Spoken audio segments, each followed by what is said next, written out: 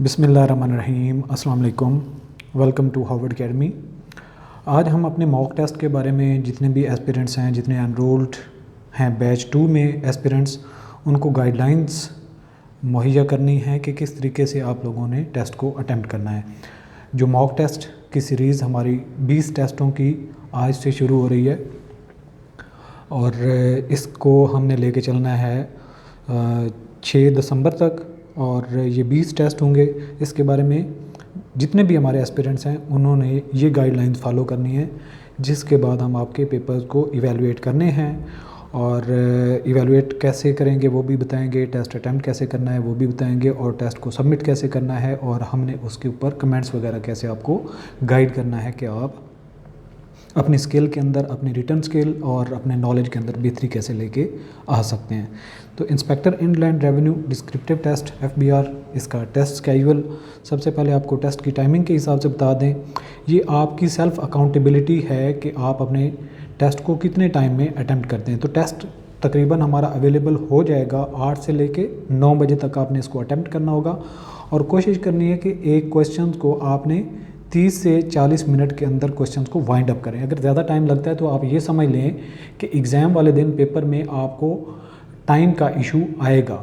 तो बेहतर है कि क्वेश्चंस को 30 से 40 मिनट के अंदर वाइंड अप कर लें। 30 मिनट के अंदर अपना टाइम रखें, 40 मिनट से ऊपर तो बिल्कुल भी ना जाएं, ताकि आपको आइडिया हो कि 40 मिनट के अंदर आप क्वेश्चन कितना अटैम्प्ट कर सकते हैं। सो अटैम्प्ट कैसे करना है, आपने नॉर्मली जब आपका क्वेश्चन पेपर सबमिट कर दिया जाएगा आपके व्हाट्सएप ग्रुप में, वो हम तकरीबन 7-8 बजे तक आपका ग्रुप क्रिएट कर देंगे।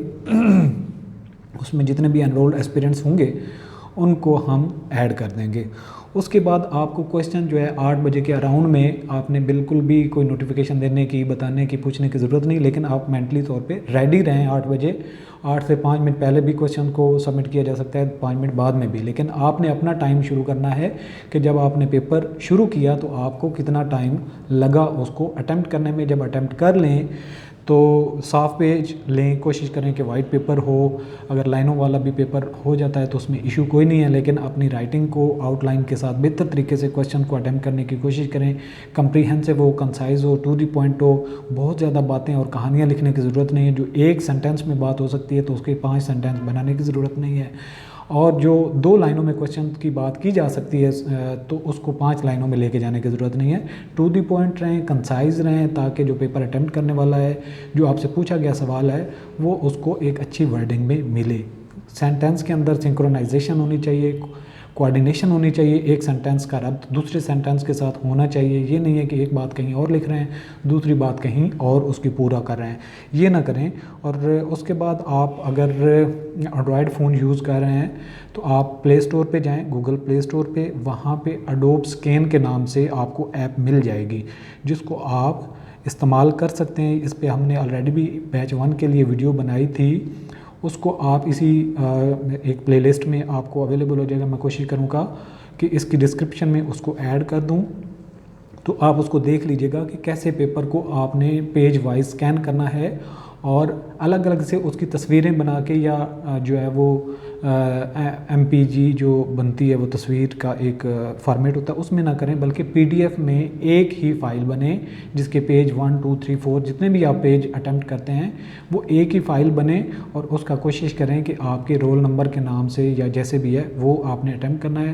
पहले जो पेपर पे होगा वो आपने यहाँ पे क्वेश्चन की स्टेटमेंट लिखनी है, क्वेश्चन जो भी है, उसके बाद आंसर, उसकी आउटलाइंस, और इससे पहले भी अपना नाम वगैरह भी आप लिख लें तो ज़्यादा बेहतर है। नाम हो, नाम ना, अगर फीमेल्स हैं तो नाम लिखने के बजाय अगर आप रोल नंबर लिख लें, रोल नंबर अगर आपको याद नहीं है तो एक अज्यूम रोल नंबर भी आप इस्तेमाल कर सकते हैं, जिससे आपको अपने पेपर की आइडेंटिफिकेशन हो। जब हम ग्रुप में पेस्ट करेंगे चेक करने के बाद, इवैल्यूएशन के बाद, तो आप अपने पेपर को आइडेंटिफाई कर सकें और एक दूसरे के पेपर्स को चेक करते रहें कि कैसे पेपर अटेम्प्ट किया जाता है। जब आप PDF क्रिएट कर लेंगे तो उसको सबमिट कहाँ पे करना है, आपने ईमेल करना है। ये आपको जीमेल के अकाउंट में आपको सिंपली ईमेल कर देना है। जब पेपर आपका मार्क हो जाएगा आपके ग्रुप में पोस्ट कर दिया जाएगा। अगर आपका पेपर मार्क नहीं होता तो उसमें घबराने की ज़रूरत नहीं, आप सिंपली उसको व्हाट्सएप मेरे नंबर पे भेज देंगे जिस पे आपकी जो इंटरेक्शन पहले से हो रहा है। उसके बाद ये मॉक टेस्ट का जो आपको टाइम टेबल है वो शेयर करना भी ज़रूरी है। उसकी तरतीब ये होगी, टेस्ट 1 से लेके टेस्ट 20 तक है। जैसे कि आपको पहले बताया था, FBR के फंक्शंस पे पहले बात होगी, फिर HRM का पार्ट शुरू हो जाएगा और उसके बाद FM का पोर्शन होगा और लेटर ऑन फिजिकल पॉलिसी पे बात होगी। और आखिरी जो 3 टेस्ट आपके हैं वो कंबाइन होंगे, इनमें 3 क्वेश्चन ऐड किए जाएंगे। उससे पहले जो सिंगल पोर्शन वाइज आपका टॉपिक होगा उसमें सिर्फ एक ही क्वेश्चन डाला जाएगा आपके पेपर में। उसको आपने अच्छे तरीके से जो अटैम्प्ट करने के बाद आपने, जैसे मैंने आपको बताया, उसको ईमेल करना है। और लास्ट जो आपके 3 टेस्ट हैं ये आपका ओवरऑल स्किल टेस्ट हो जाएगा या फिर आपकी ओवरऑल जो नॉलेज का एक लेवल है, इसमें 3 क्वेश्चन पुट किए जाएंगे और आपको तकरीबन जो है वो 1.5 घंटे का टाइम मिलेगा। उसमें आपने इन 3 क्वेश्चंस जो 3 लास्ट टेस्ट हैं उनमें आपका सारे पोर्शन, यानी कि जो चारों पोर्शन है FBR के फंक्शन, HRM, FM, उसको आपने अटैम्प्ट करना होगा। अब आ जाती है बात, जब आपने अज्यूम करना है तो पेपर को एवेलुएट किया जाएगा। उसमें आपकी ग्रामेटिकल मिस्टेक्स आती हैं, स्पेलिंग की मिस्टेक्स आती हैं, या फिर आपके जो बात करने में एक कोहेरेंस की वजूद नहीं होता, या फिर उसके अंदर कोई और भी कमी होती है, तो वो आपको सारी चीज़ें उसकी बेसिस पे नंबर दिए जाएंगे। मतलब हर क्वेश्चन के तकरीबन 10 नंबर होंगे और उसमें से जितने आप मैक्सिमम अटेंड करते हैं, लेटर ऑन आपको जो है एक कमेंट्स में सजेस्ट किया जाएगा कि आपको फोकस किस चीज़ पे करना चाहिए। तो कमेंट्स को आप लाजमी रीड कीजिए और आने वाले टेस्ट में उनको इनकॉर्पोरेट कीजिए। तो इसके बाद हम टॉपिक वाइज पहले भी आप लोगों से टेस्ट की तरतीब बताई थी कि टेस्ट 1 में क्या चीज़ शामिल होगी, टेस्ट 2 में। तो एक दफ़ा मैं आपको एज ए रेफरेंस ये एक दफ़ा फिर शेयर कर देता हूँ। टेस्ट 1 जो है FBR के फंक्शंस, टेस्ट 2 भी FBR के फंक्शंस पे बात होगी, टेस्ट 3 जो HRM में से होगा। टॉपिक लास्ट में आपके मेंशन्ड है, उसी को आपने फोकस में रखना है, उसी को लेके चलेंगे ताकि आपकी जो तैयारी भी है विद इन 20 डेज़ ये कवर हो सके आपका पूरा सिलेबस। नंबर 4 टेस्ट जो होगा वो organization of federal and provincial government पे बात करेंगे। टेस्ट नंबर 5 जो होगा ह्यूमन रिसोर्स मैनेजमेंट की अप्रोचेस पे बात होगी। और जो HRM की अप्रोचेस है उसको 2 पोर्शन में हमने डिवाइड किया हुआ है। पहला पोर्शन पहले टेस्ट में होगा, दूसरा पोर्शन जो है वो अगले टेस्ट में आपने अटैम्प्ट करना होगा, उसको कवर करना होगा। टेस्ट 7 जो HRM का personal administration and tools of personal administration, इसको कोशिश करें कि जो हमने नोट्स में चीज़ें ऐड की हैं उसी पे फोकस रखें, उसमें आपका क्वेश्चन कवर हो जाता है।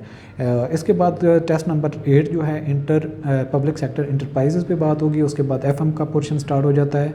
और टेस्ट 9 जो है वो भी FM, टेस्ट 10 भी FM की फाइनेंशियल स्टेटमेंट के एनालिसिस पे बात होगी। कैश फ्लो पे 11वां टेस्ट होगा। और टेस्ट नंबर 13 जो है financial administration performance program budgeting, इस पोर्शन में से होगा। टेस्ट 14 ऑडिटिंग एंड अकाउंटिंग, इसमें बेसिक लेवल के जो चीज़ें पूछी जाएंगी उसी को आपने अटैम्प्ट करना है। और टेस्ट नंबर 15, 16 और 17 फिजिकल पॉलिसी, इसके आप देख सकते हैं इसमें कुछ जो लास्टली हमारा क्वेश्चन होगा थोड़ा सा क्रिएटिव होगा। बजट के ऊपर हम बात करेंगे 2021 और 22 पे। टेस्ट नंबर 18, 19 और जो 20 टेस्ट हैं ये हमारे कंबाइंड पोर्शन और हर टेस्ट में 3 क्वेश्चन जैसे कि मैंने पहले भी बताया उसमें ऐड किए जाएंगे। तो बाकी कोई मज़ीद कोई क्वेश्चन हो तो वो भी आप हमसे पूछ सकते हैं। बाकी हमारा जो कंप्लीट कोर्स है वो अवेलेबल होगा www.harvardacademy.com पे। मज़ीद भी आपका कोई क्वेश्चन हो तो व्हाट्सएप पे कॉल भी कर सकते हैं, मैसेज भी कर सकते हैं। ऑल द बेस्ट, अल्लाह हाफ़िज़।